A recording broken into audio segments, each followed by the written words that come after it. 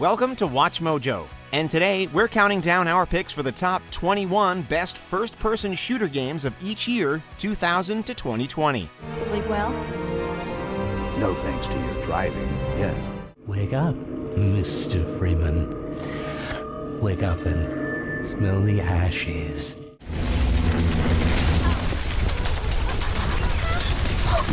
For this list, we'll be looking at the best first-person shooters of each year of the 21st century so far. Only one entry per franchise will be included, so some great games will naturally miss out.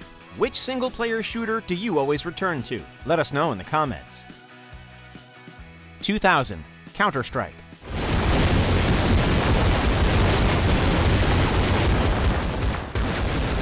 Starting out as a Half-Life mod before officially being released by Valve, Counter-Strike took the online and local co-op scene by storm.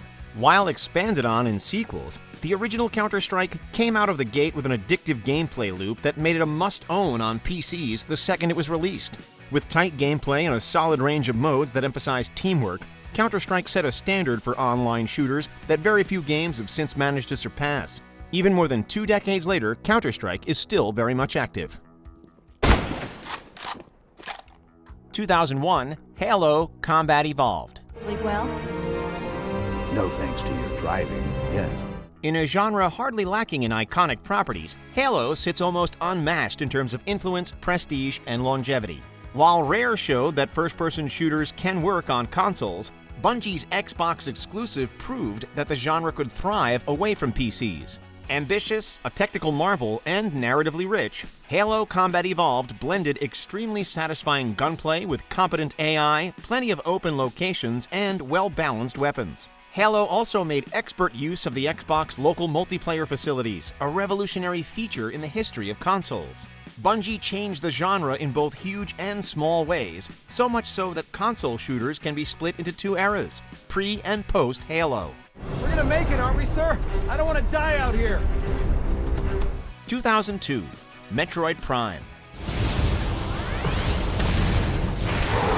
After nearly a decade of inactivity, Metroid returned in a big way as Nintendo and Retro Studios took the influential franchise in a whole new direction.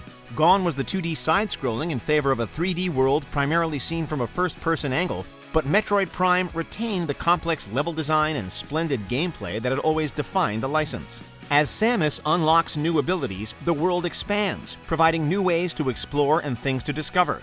The gameplay is engaging, the boss is difficult, and the environment's detailed. Metroid Prime is close to a perfect game.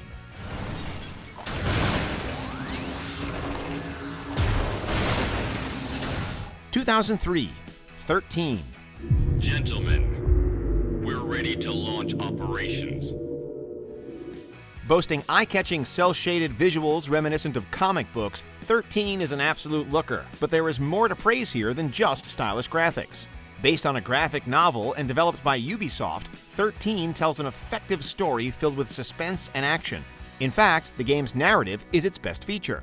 Mixing rudimentary gunplay, a decent arsenal of weapons, and stealth elements, 13's gameplay was serviceable for its era, even if the game didn't excel in this area. 13's high points are lofty enough so that the game's flaws are far from deal breakers. 2004, Half-Life 2. It's me, Gordon, Barney from Black Mesa. Hey, sorry for the scare. I had to put on a show for the cameras. As great successors tend to do, Valve's sequel is bigger and arguably better than its predecessor, as Gordon Freeman leaves behind the confines of Black Mesa for an epic adventure. Backed by a fantastic physics engine, great visuals, enjoyable puzzles, and a story rich in world building and characters, Half-Life 2 is a spectacle from start to finish. Although never remotely boring, Half-Life 2 evolves into a bona fide masterpiece once the gravity gun comes into play, which happens pretty quickly. Wake up, Mr. Freeman. Wake up and smell the ashes. 2005, F.E.A.R. Perhaps the most incredible thing about Monolith Productions' first-person shooter is that it works as an action romp and also a horror extravaganza. F.E.A.R. follows a special forces operator assigned to stop a deranged psychic and his cloned goons, a rabbit hole that leads to the introduction of the iconic Alma Wade. Backed by a fun slow-mo feature and respectable AI, F.E.A.R is thrilling when the bullets are flying, and the solid gunplay is complemented with some more cinematic moves. Periodically, F.E.A.R stops the action to throw out a fright, and the scares land more than they miss. What was that sound? 2006, Resistance: Fall of Man.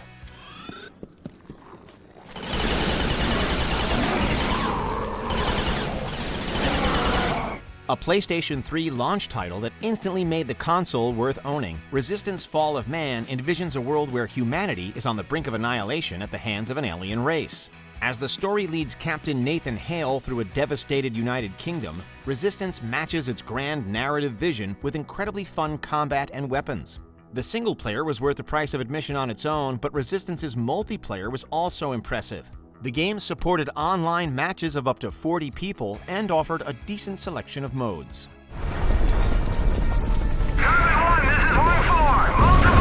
2007, Team Fortress 2. We got him! The classic team-based hero shooter, Team Fortress 2 launched fully cooked and has only gotten better with age. Through its 9 playable classes, Valve's multiplayer game ensures there is a character to suit everyone's needs while presenting an expertly balanced roster. With clearly defined roles for each class, streamlined gameplay, and a varied range of modes, Team Fortress 2 is inherently accessible. For veterans of the genre, there is also enough of a learning curve to keep the gameplay interesting. Team Fortress 2's shelf life speaks for itself, as Valve's game has continued to thrive as countless online shooters have come and gone. Alert. Our control point has been captured. 2008, Far Cry 2.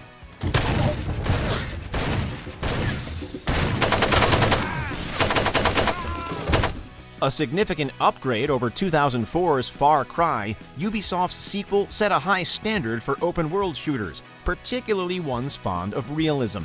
Set in Central Africa in a realm split by 2 warring factions, Far Cry 2 sees one of 9 playable characters trying to take down a nihilistic arms dealer. The world's beauty is only matched by the map's almost overwhelming size and its inhabitants' propensity for violence, presenting endless opportunities for destruction and chaos action. Far Cry 2's commitment to realism might occasionally be a touch frustrating, particularly its malaria system, but it helps set the game apart from other shooters.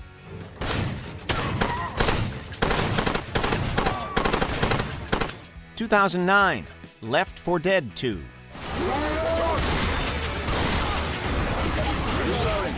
Picture this, a group of 4 sit around a computer room and spend hours fighting off seemingly endless hordes of infected as they sprint to an extraction point. With the helicopter within reach, a tank suddenly shows up and sends one of the survivors, probably Coach, flying to a chorus of cheers and boos from the rest of the room. This is the type of scene that Left 4 Dead games are known to inspire, as the co-op shooters cemented themselves as staples of LAN parties and the online landscape. With more infected, an enjoyable New Orleans setting, and expanded combat, Left 4 Dead 2 refines its already immaculate predecessor, reaching unprecedented heights in the process.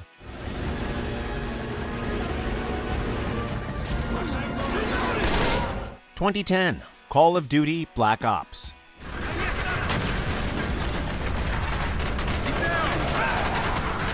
Since the turn of the century, no other first-person shooter has been as inescapable as Call of Duty.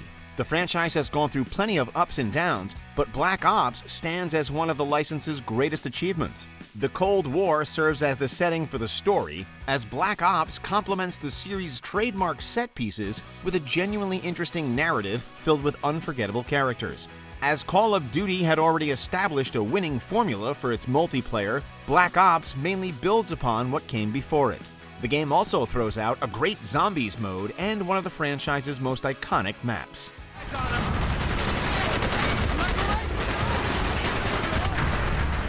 2011, Battlefield 3.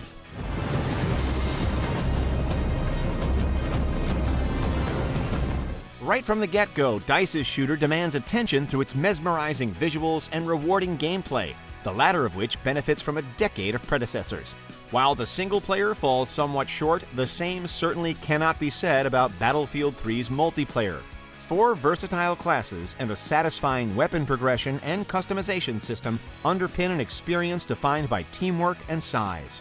Battlefield 3 stages massive conflicts that are cinematic in their scale, as up to 64 players clash for supremacy using tanks, jets, and helicopters across a series of modes and maps.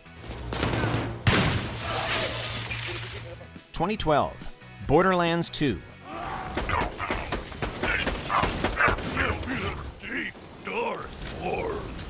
Yes, all of the guns, please.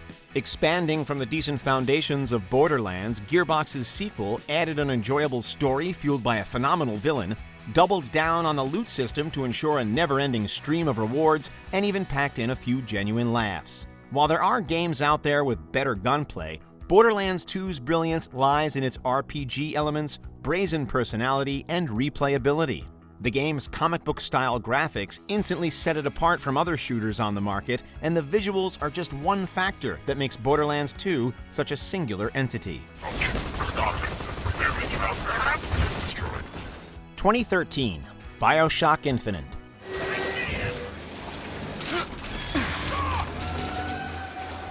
After not handling the first sequel to the groundbreaking BioShock, Irrational Games returned with Infinite.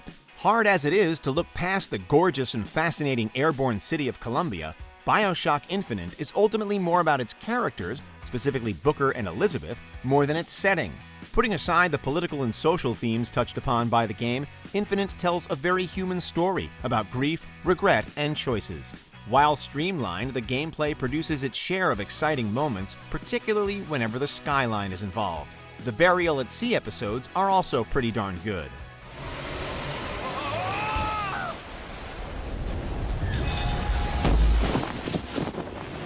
2014, Wolfenstein: The New Order. The Nazis won the war, leaving B.J. Blazkowicz with a lot of work to do. A triumphant return for one of the grandfathers of the FPS genre, Wolfenstein: The New Order delivers some good old-fashioned 90s mayhem, albeit with a modern edge. Armed with a gratifying arsenal of weapons that are primed and ready to reduce enemy soldiers and mechanical beasts to mush, The New Order rewards an aggressive playing style while also providing room for stealth and even some cover play. The game takes its ludicrous story a bit too seriously at times, but Death's Head at least makes for a memorable villain.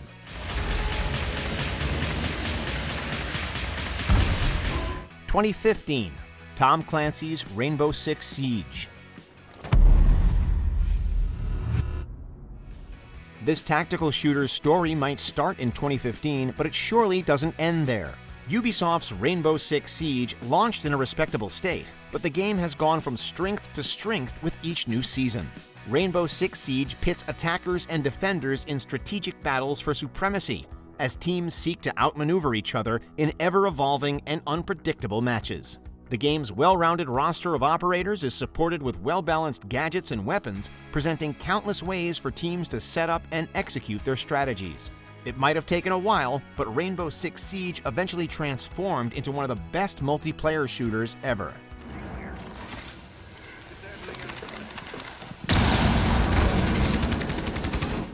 (2016) Overwatch.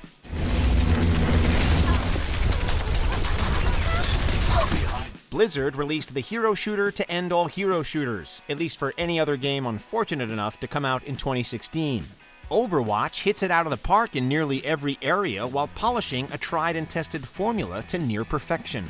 The visuals, gameplay, and maps were welcoming to newcomers and veterans alike, presenting a game that worked, especially at launch, as both a casual and competitive experience. The entire package is founded on an incredible selection of heroes, not only for the versatility they offer to matches, but also for the personality they inject into Overwatch's world.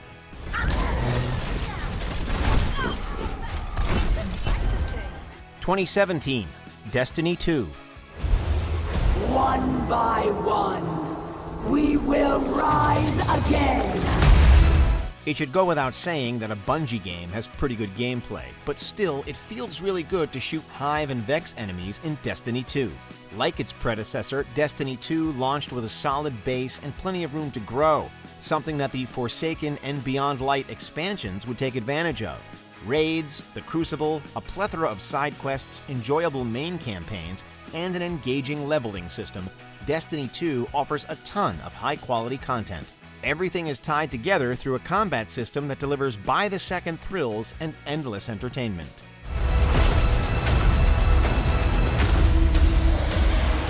(2018) Dusk.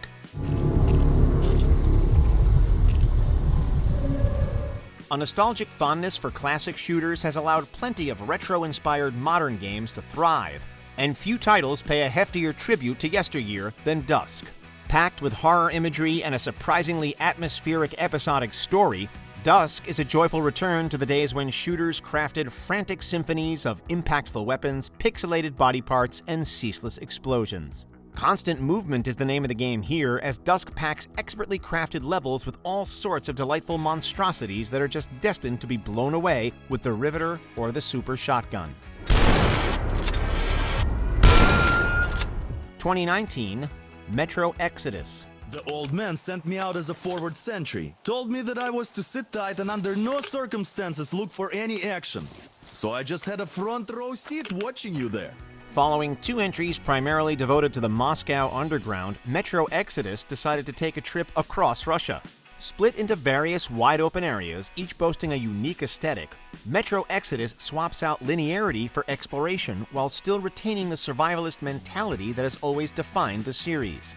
As Artrium traverses the post-apocalyptic landscape, dangers lurk around every corner and inside most dark passages, be it from humans, mutants, or just the toxic atmosphere. Metro Exodus is a tense affair, backed by immersive environments, a solid cast of characters, and scrappy fights where survival is never guaranteed. Before we continue, be sure to subscribe to our channel and ring the bell to get notified about our latest videos. You have the option to be notified for occasional videos or all of them. If you're on your phone, make sure to go into your settings and switch on notifications. 2020 Doom Eternal.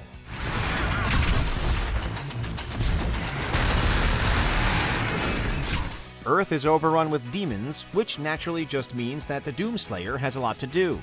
An extraordinary exercise in excess, Doom Eternal's combat is impeccable and blistering, and not only because the weapons are all glorious to use. Aggressive enemies and scarce ammo drops mean the Doomslayer has to use every tool at his disposal, from the chainsaw to the meat hook and the flame belch. It's not just about killing the Mancubus in front of you, but also making sure the Doomslayer is prepared to take on the Hell Knight and Prowler that will inevitably follow. For it is he that they fear, not man, or his armies. They fear the mark of the beast. In the mood for more awesome gaming content? Be sure to check out this video here on Mojo Plays. And don't forget to subscribe and ring the bell to be notified about our latest videos.